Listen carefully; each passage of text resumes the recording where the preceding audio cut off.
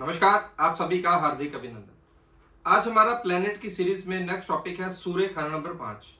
आज हम विस्तार पूर्वक चर्चा करेंगे खाना नंबर 5 में सूर्य के क्या जनरल सिम्टम्स रहते हैं, क्या प्रिकॉशंस हमें लेनी चाहिए और क्या रेमेडीज करके हम अपने सूर्य के प्रभाव को अच्छा कर सकते हैं।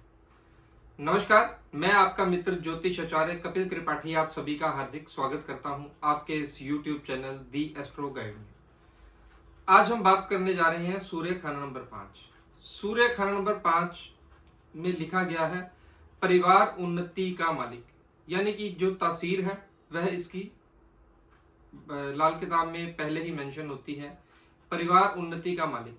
तासीर से ही हमें समझ आता है कि यह प्लेनेट कैसा रोल प्ले करेगा। आप सभी को एक बात अच्छे से समझ लेनी चाहिए, ज्योतिष में एक ही रूल होता है, there is a no thumb rule. According to planetary positions हर चीज चेंज होती रहती है। यह हम जर्नल सूर्य खंड नंबर 5 की बात कर रहे हैं। सूर्य खंड नंबर 5 में जब होगा तो इसे कहा गया है कि यह जो सूर्य की गणना है यह मंथ के अकॉर्डिंगली की जाती है। जब सूर्य खंड नंबर 5 में आता है तो देसी महीनों के अकॉर्डिंगली हम इसे मानते हैं कि ये भादों का महीना है। भादों के महीने में आप अमूमन देखेंगे कि ह्यूमिडिटी ज्यादा होती है, तपश सूर्य की ज्यादा हो जाती है। ऐसे ही यह सूर्य जो खंड नंबर 5 में आता है, 5th हाउस सूर्य और बृहस्पति दोनों का घर है। सूर्य यहाँ पर पक्का है इसलिए, और ग्रहफल का भी।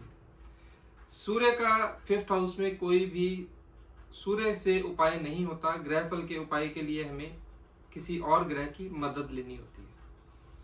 यह ग्रामर के कुछ रूल्स हैं। अब हम बात करते हैं कि सूर्य खंड नंबर 3 को देखने के लिए हमें कौन कौन से और घरों की आवश्यकता पड़ेगी और कौन से ग्रह की भी इंपॉर्टेंस रहेगी। यहाँ पर सबसे पहले हमें सूर्य खंड नंबर 5 के फलों को जानने के लिए खाना नंबर 3, खाना नंबर 11, खाना नंबर 8, इन तीनों की बहुत ज्यादा जरूरत पड़ती है। खाना नंबर 5, 6 और 10 का झगड़ा रहता है, इसलिए हमें 6 और 10 को भी साथ में कंक्लूड करना होता है। खाना नंबर 3, 4 और 9 भी यहाँ ग्रामर के पार्ट हैं, ये भी साथ में अटैच होंगे।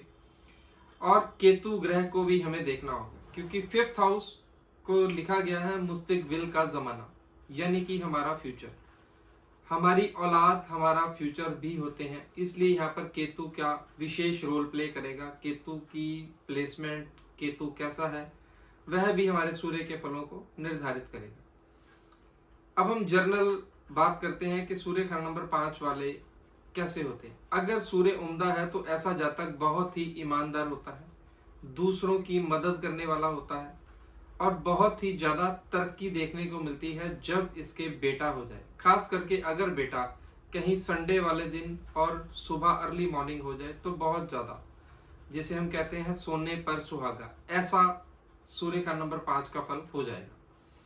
अब हम बात करते हैं सूर्य खंड नंबर 5 में बेटा होने के बाद जैसे तरक्की बताई आपको, ऐसे ही जर्नल और क्या क्या सूर्य खंड नंबर 5 वाले को जो वरदान रूप में ईश्वर की तरफ से मिलता है वह क्या होता है। सबसे पहले तो गवर्नमेंट से कोई ना कोई फायदा।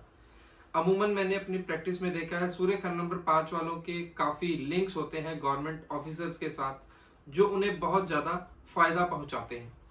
उनके चाहे कामकाज में हो या वैसे भी उनके घरेलू रिलेशन ऐसे होते हैं कि उनसे वो कोई ना कोई फायदा अच्छा लेते रहते हैं। सूर्य खंड नंबर 5 वाले जातक का बुढ़ापा बहुत अच्छा जाता है, क्योंकि जो बुढ़ापे की आयु है वह बृहस्पति के अंतर्गत आती है।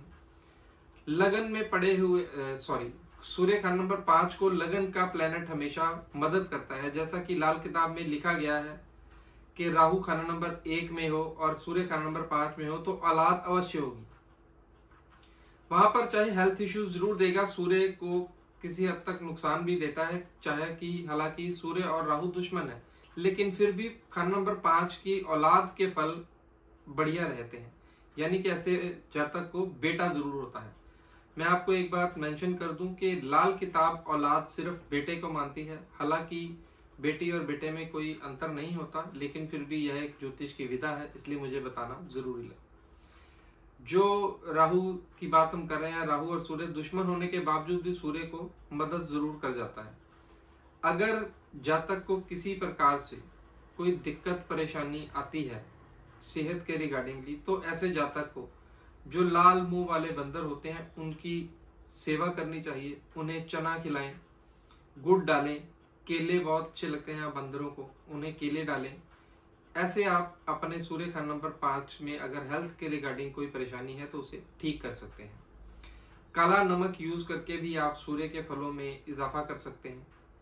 सूर्य खंड नंबर 5 में हो और तब आपको सबसे बढ़िया एक उपाय दे रहा हूं जो कोई भी जातक कर सकता है। 3 दुनियावी कुत्तों की सेवा लिखी गई है। 3 दुनियावी कुत्ते होते हैं, बहन के घर भाई कुत्ता, नानकियों के घर तोता कुत्ता, ससुराल में जमाई कुत्ता। आप अपने इन तीनों रिश्तेदारों की सेवा करें, क्योंकि अगर कहीं से सूर्य के फलों में खराबी आ रही है तो केतु की रिश्तेदारी पर असर आता है। यहाँ पर क्योंकि सूर्य की बलि का बकरा जो है वह केतु है। लाल किताब में कंसेप्ट है बलि का बकरा। जब भी प्लेनेट खुद खराब होता है तो वह अपनी जगह किसी की बलि दिलवा देता है। ऐसे ही जब सूर्य पर कोई मंदा असर आता है तो वह अपनी बलि के लिए केतु को आगे कर देता है। अब हम एक परहेज की बात करते हैं कि हमें कौन कौन से परहेज यहाँ पर करने चाहिए सूर्य अगर खंड नंबर 5 में हो। ऐसे जातक को कभी भी भूल कर भी झूठ नहीं बोलना चाहिए। फरेब धोखाधड़ी किसी के साथ मत करें। कोई षड्यंत्र बनाकर किसी के साथ, चाहे व्यापारी को चाहे घरेलू हो, ऐसा कुछ भी मत प्लेस करें। कभी भी किसी से ईर्ष्या मत करें। कंपटीशन जरूर करें, लेकिन ईर्ष्या और कंपटीशन में अंतर होता है। कंपटीशन करके आप उसे हेल्दी कंपटीशन दीजिए, आप उसके कंपटीटर बनिए, अच्छी तरह से उसके साथ, वो चाहे आपका बिजनेस रेवलरी हो चाहे कोई और मकसद हो, आप कीजिए। लेकिन कभी भी किसी के साथ ईर्ष्या मत रखिए, उसकी तरक्की को देखकर कभी भी मत जलिए। अब हम बात करते हैं कि वास्तु का एक महत्वपूर्ण टिप आपको देता हूं। अगर सूर्य खंड नंबर 5 में हो तो खंड नंबर 5 को लिखा गया है ईस्ट की दीवार। मकान कुंडली जो एक लाल किताब का बहुत ही मेन रोल प्ले करती है, वह इसलिए है क्योंकि अगर हम अपने कुंडली के अकॉर्डिंगली अपने घर का वास्तु डिजाइन करते हैं तो उसके फल अलग ही देखने को मिलेंगे आपको। हम बात कर रहे थे वास्तु की। अगर खंड नंबर 5 में सूर्य हो तो ईस्ट की दीवार कही गई है और जो लगन है वह ईस्ट होती है। ऐसा जातक अगर अपनी रसोई किचन ईस्ट में बना ले तो उसे बहुत ज्यादा फायदा होगा, क्योंकि जो किचन है वह मंगल की होती है। सूर्य और मंगल मिल जाएं तो लिखा गया है जागीरदारी का धन। ऐसा जातक बहुत ही मेहनती हो जाता है, किसी भी लेवल को अचीव करने के लिए प्रोग्रेस करता है। और जो हमारी घर की किचन होती है वह हमारी घर की बरकत को दर्शाती है, हमारे धन को दर्शाती है। इसलिए यह बहुत ही महत्वपूर्ण टिप था, मैंने सोचा आपको जरूर देना चाहिए। अब हम 2-3 स्पेशल रूल्स, वैसे तो बहुत सारे रूल्स हैं लेकिन कुछ इंपॉर्टेंट रूल्स आपको बताता हूं जो सूर्य खंड नंबर 5 में होने के साथ अगर वह प्लैनेटरी पोजीशन आ जाए तो राजयोग बिल्ड हो जाता है। अगर सूर्य खंड नंबर 5 के वक्त बृहस्पति खाना नंबर 12, चंद्र खाना नंबर 4 में आ जाए तो यह बहुत ही बढ़िया राजयोग है। शुक्र खाना नंबर 7 में हो, सूर्य खाना नंबर 5 में हो तो भी बहुत बढ़िया राजयोग है। हालांकि शुक्र 2 में भी लिखा गया है, शुक्र 2 सूर्य 5 में, लेकिन ऐसी पॉसिबिलिटी होनी मुश्किल है। यह वर्चुअल में जरूर रूल बन सकता है लेकिन लगन कुंडली में नहीं बनेगा, क्योंकि सूर्य शुक्र से मैक्सिमम 48 डिग्रीज के डिस्टेंस पर ही रहता है, इसलिए 2 घर से ज्यादा डिस्टेंस नहीं हो सकता। सूर्य खाना नंबर 5 में हो और शनि खाना नंबर 11 में हो तो ऐसे जातक को हेल्थ के रिगार्डिंग जरूर कोई ना कोई समस्या आती है, क्योंकि सूर्य शनि का यहाँ पर 50% डिग्री संबंध, दृष्टि संबंध हो गया। हालांकि रेड बुक का एक रूल है, सूर्य देखे शनि को तो शुक्र खराब, लेकिन यहाँ पर शुक्र पर मंदा असर नहीं आता, उल्टा सूरज खराब होता है। हेल्थ पर कोई ना कोई मेजर इशू जरूर आ जाता है, चाहे छोटा हो या बड़ा, वह आपकी कुंडली पर डिपेंड करे। ऐसे समय में आपको फिर से लाल मुंह वाले बंदरों की सेवा बहुत बढ़िया रिजल्ट देगी। ऐसी ही अगर आप अपनी कुंडली का विश्लेषण करवाना चाहें, स्पेशली अपने बारे में डिटेल में जानना चाहें, तो आप मेरे नंबर पर संपर्क कर सकते हैं। मेरा नंबर है 9914967501। ऐसी ही ज्योतिष की और जानकारियों को जानने के लिए अपने इस चैनल को सब्सक्राइब कीजिए, वीडियोस को मैक्सिमम शेयर किया कीजिए। जानकारी अच्छी लगे तो लाइक जरूर दीजिएगा। फिर मुलाकात होगी, तब तक के लिए जय श्री राम, हर हर महादेव।